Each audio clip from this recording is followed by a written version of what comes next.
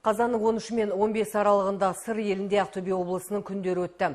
Облыс әкімі бастаған ақтөбелік делегация Қызылорда облысының Арал, Қазалы, Қармақшы, Сырдария аудандарында болып, аймақтың тынысымен танысты. Екі облыстың басшылары өңіраралық кооперацияны дамытуға қатысты меморандумдарға қол қойды. Толығырақ осы өңірде болып қайтқан тілшіміз Райгүл Еншібайқызы. Алаштың анасы атанған Сыр өңіріндегі Арайлы Ақтөбе облысының күндері 3 күнге жоспарланған. Осы күндер ішінде көршілес екі облыс арасындағы ынтымақтасу, тамыр тереңге жайылған қарым-қатынас үлгісі нақты жеткізілді. Жалпы Қызылорда мен Ақтөбе арасындағы әріптестік, ынтымақтастық елбасының өңіраралық кооперацияны дамытуды міндеттейтін тапсырмасы негізінде қолға алынды. Ақтөбе облысының әкімі Бердібек Сапарбаев бастаған топ Сыр еліне сапарын алдымен Рәміздер аллеясынан бастап тал отырғызу рәсіміне қатысты.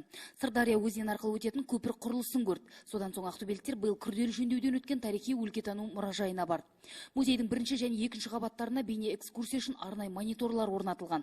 Мұражай қорына 5516 тарихи жәдігер сақталған. Бұдан бөлек делегация жуырда ғана тұрғындары қоныс тойын тойлаған көп қабатты үйді көрді. Ал ақтөбелік оқушылар әуе және су кемелерін модельдеу, роботты техника көрмелерін ұйымдастырды. Бұдан кейін екі облыс арасындағы өңіраралық кооперацияны дамыту мақсатында ауқымды жиын өтті. Ақтөбе мен Қызылорда ежелден төскейде малы қосылған көрші облыстар. Сондықтан екі өңір арасындағы байланыс бұрыннан бар. Алдымен сөз алған Қызылорда облысының әкімі елбасы тапсырмасына сай көршілес аймақтар арасындағы байланысты бұдан әрі дамыту үшін жасалып жатқан қадамдарға тоқталды. Сыр өңірінің жетістіктерін сөз етті. Соңғы 2 жылда Қызылорда облысында құрылыс көлемі 3,5 есеге өскен және соңғы 3 жылда Қызылордада 11 шағын аудан бой көтеріп, 7 мыңға жуық отбасы баспаналы болған. Биыл тұрғын үй құрылысына 14 миллиард теңгеден астам қаржы бағытталған. Инженерлік инфрақұрылымға биыл қосымша 174 миллиард теңге қаржы бөлінеді деп жоспарланған. Ақтөбе өндірісі дамыған аймақ, біздер үшін әрбір жобаның өзі оңай келмейді. Сондықтан сіздердің тәжірибелеріңізді бұл осы жұмысында тиімді пайдаланғымыз келеді. Қазіргі таңда индустрияландыру картасының аясында бірінші 5 жылдықта іске асырылған 17 жобаның 10 жобасы жоспарланған қуаттың 90-100%, 3 жобасы 50-90% қамтамасыз етті. Бұл кәсіпорындарда бүгінде 1,5 мың адам жұмыс қамтылған. Ауыл шаруашылығы саласында да биылғы жылы толағай табыстарға қол жеткіздік. Сыр ырысы күріштен биыл Қазақстанның күріш егу тарихында бұрын-соңды болмаған рекордтық өнім жинадық. Келелі кездесуде Ақтөбе облысының әкімі Бердібек Сапарбаев сөз алды. Қызылордалықтарға жылы лебізін білдіріп, көршілес облыстар арасындағы әріптестік байланыстарды дамытуға бағытталған жұмыстарға тоқталды. Аймақтың әлеуметтік-экономикалық дамуы жайында баяндады. Облыс тұрғындарын жұмыспен қамту, аудандарды газдандыру, білім, өнер, денсаулық сақтау саласындағы оң өзгерістер мен жаңа бастамаларға тоқталып, халықтың әл-ауқатын жақсарту мақсатында жүйелі жұмыстар жүргізіп жатқанын айтты. Мемлекет басшысының берген тапсырмасы өңіраралық кооперацияны дамытуымыз керек. Жақында ғана жаңа жолдағы газ өңдейтін үлкен завод іске қосылды. Оның құны $1 миллиард. Биылдан бастап құны $800 миллион тұратын, бірінші рет Қазақстанда рельс шығаратын, өзінің технологиясы жөнінен дүние жүзінде 5-ші орын алатын рельс шығаратын заводта жұмыс істей бастады. Оған қосымша бізде мынау ферросплав шығаратын завод бар. Соның 3-ші цехы толық қазіргі заманның талабына сай қайтадан жөндеуден өтті. Оған да $600 миллион инвестиция салынды. Ол да біздің енді өндірісіміздің ары қарай көлемінің көбеюіне, экономикамыздың дамуына өзінің әсерін тигізеді.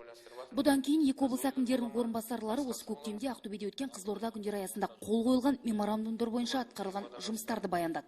Еске салсақ, 2016 жылдың мамыр айында Ақтөбеде екі облыс арасында аймақаралық ынтымақтастық дамыту мақсатында бірқатар келісімдерге қол қойылған болатын.